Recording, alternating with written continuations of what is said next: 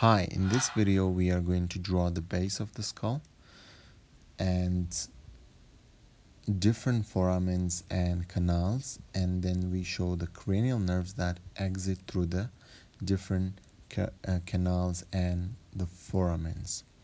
So if we divide the base of the skull into three parts, and here is your foramen magnum. So the first one is the cribriform plate. If we draw it outside so it won't mess up our diagram. So here's your cribriform plate with the foramens, right? And here's your optic canal, the optic canal. Lateral to the optic canal in the medial cranial fossa, there is the superior orbital fissure. So here we draw the superior orbital fissure, and we should draw it outside as well.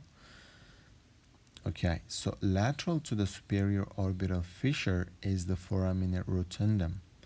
Foramen rotundum on the other side as well, and lateral to it will be foramen ovale. So here is the foramen lacerum. In this pattern, if we go, here is the internal auditory canal.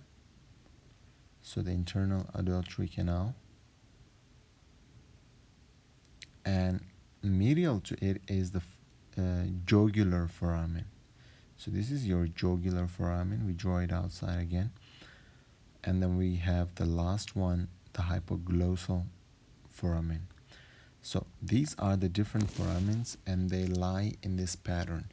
Now we will show the different cranial nerves that pass through these canals and foramens. Okay, so the first cranial nerve that passes through the cribriform plate, here we will draw it, the first cranial nerve, and then the second cranial nerve passes through the optic canal, and it goes to the eyeball. So second cranial nerve, and the third cranial nerve will pass through the superior orbital fissure.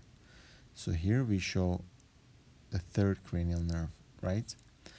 And if we show in this diagram, here is the third cranial nerve, and then the fourth cranial nerve will also pass through the superior orbital fissure. And then we have the fifth cranial nerve. This is the trigeminal nerve ganglion. Okay, let's imagine this is the ganglion, and the ophthalmic branch will pass through the superior orbital fissure, and the maxillary branch will pass through the foramen rotundum. Remember, it has the motor branch as well. So the mandibular and the motor branch will pass through the foramen ovale. If we show it this diagram here, and we draw the trigeminal nerve ganglion and then how they exit, okay, here as well. So here you go, and then we have the seventh cranial nerve going through the internal auditory meatus, and the eighth cranial nerve passing through the internal auditory meatus. So sorry, we have the first, second, third, fourth, fifth, 7 and 8. Okay, sorry, we missed the sixth one. So here is the sixth cranial nerve that also passed through the superior orbital fissure, and then the 9th, 10th, and 11th cranial nerve, they all pass through the jugular foramen. So here we draw here, and if you remember from 1 to all the nerves in this pattern, it will be easier to remember. So the 12th cranial nerve passes through the hypoglossal foramen. Yeah, so 1, 2, 3, 4, 5, 6, 7, 8, 9, 10, 11, 12. These are your 12 cranial nerves